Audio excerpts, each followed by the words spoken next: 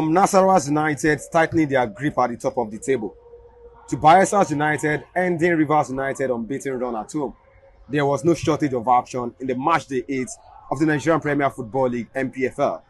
So many surprises, and of course it was chaotic in the north. Violence at the Sonny Abacha Stadium between Kano Pillars and Shooting Star Sport Club of Ibadan. Hello everyone and welcome to another exciting episode of News from Aliti Podcast. The podcast that gives you everything you need to know about the Nigerian Premier Football League. And we are back to bring you up to speed with the latest coming from the league. Samuel Akintoye is my name. You know you can call me the city, but I'm here with Prof. We are going to dive into the biggest talking point of match day 8 of the NPFL. Prof, good evening to you. Good to have you back, brother. So my name is Samuel Kayode, also known as Prof. Kayode. So welcome back to this amazing episode, Match Day 8 Talking Point. So let's just hit the ball rolling. Nasarawa United stay on top of the league. What are they using to play this league? This NPFL That league? is the big question. We need to ask them, what is working for Nasarawa United? What are they cooking this season? Yeah. Because their 2-1 win against Rangers International on Sunday extend their lead at the top of the table with 19 points after match day 8. Yeah. And that win made it 5 straight wins for Nasarawa United this season, which means that they've actually extended their unbeaten run to 7 games. They are unbeaten in the last 7 games. They've only tasted 1 defeat this season. That is very, very impressive. They've won 2 away games already this season. 19 points out of possible 24 points. That's impressive. Imagine winning 5 straight games in the NPFL. That's not an easy feat. That's 15 points out of possible 15 points in their last 5 games and unbeaten in the last 7 games. We need to take them seriously. They've been impressive. Who will stop Nasarawa United, or what will stop Nasarawa United? And of course, they've scored 9 goals and they've only conceded just 3 goals, underlining their defensive solidity. That's the fewest in the league. 3 goals conceded, the fewest in the league. 9 goals scored, the highest in the league. Yeah, let's move forward to the next talking point. Kun Khalifat win their first oriented derby at home. Wow, that was impressive. Historic for Kun Khalifat, winning their first oriented derby at home against the high-flying People's Elephants. Yes, Eyimba. That's a big one for them. A big one, because Eyimba, prior to that game, they've been unbeaten. Yeah. So they ended Eyimba's unbeaten run.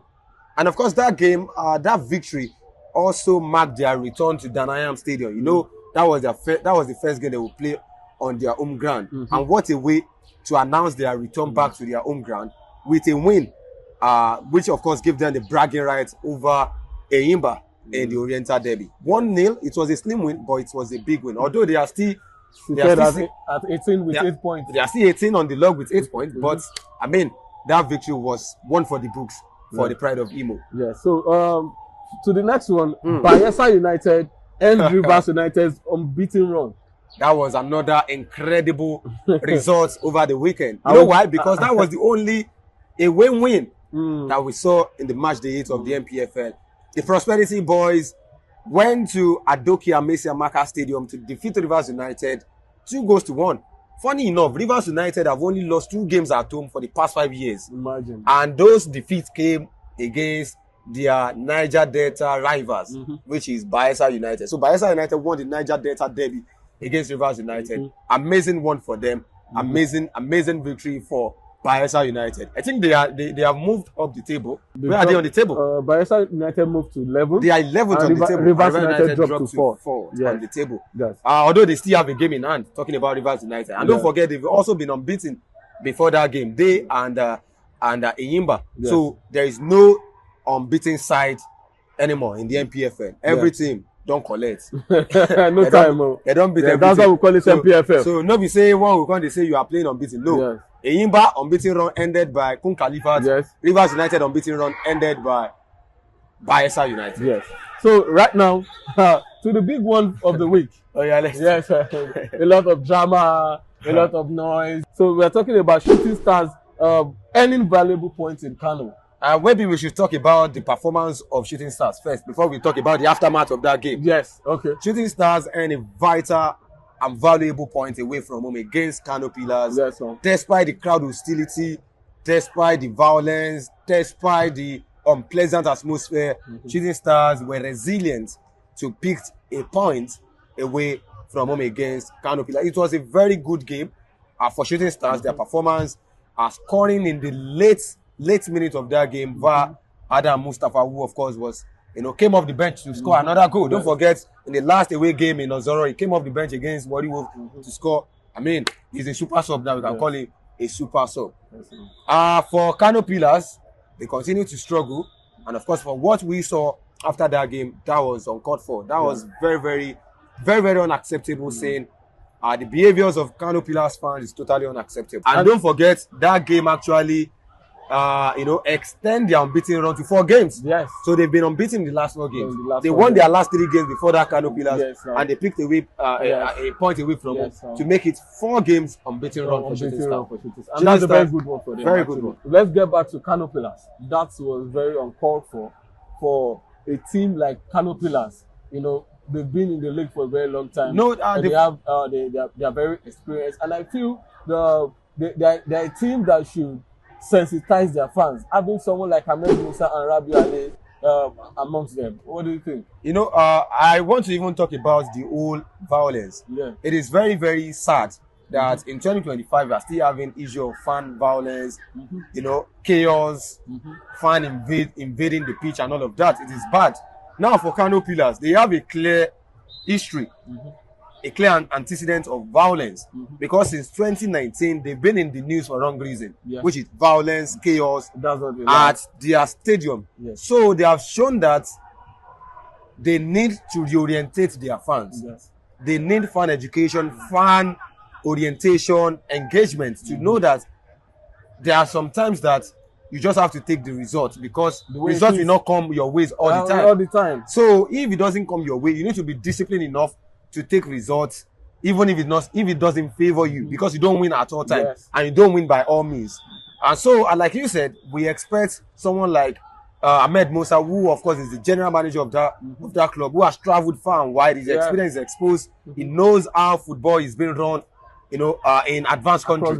He needs to orientate their fans. They need to know that they must be very civil and accommodating. Football, there is no violence. There's no room for violence in football. So let's move away from that to champions of LPFF falling on the road again. What is happening to Remo Stars this season? They lost to Katsina United 3-1, and that was their 3rd defeat of the season. They've been struggling away from home, maybe because of their continental duties. Don't forget they are playing Mamelodi Sundowns this weekend. Maybe they bench some players, and the fact that their coach Daniel Ogumodede is with the national team, Super Eagles, the duties and all of that. So maybe it's affecting them, but be it as it may. But Daniel Ogumodede was with the Super Eagles last season also. And they won the league. I'm just saying that maybe it's affecting them now. But regardless, they need to do better for the defending champion. Are they not 10th on the log? They should not make our league questionable, actually. That's all I'm going to say. They should not make our league questionable. It shows that the league is competitive, that even the reigning champions can be beaten. Even the reigning champions, is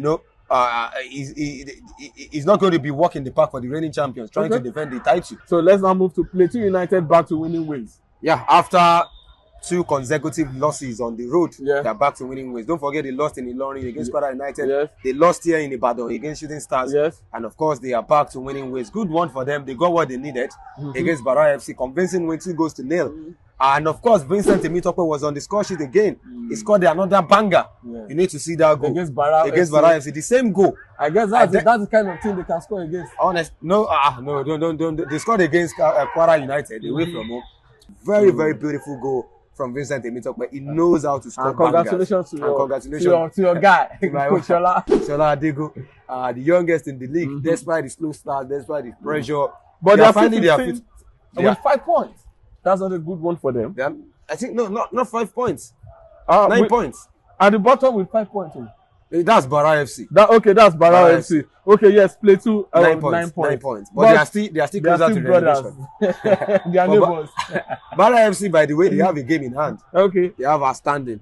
They have an outstanding against Rivers United, but they are rocking the bottom with 5 points.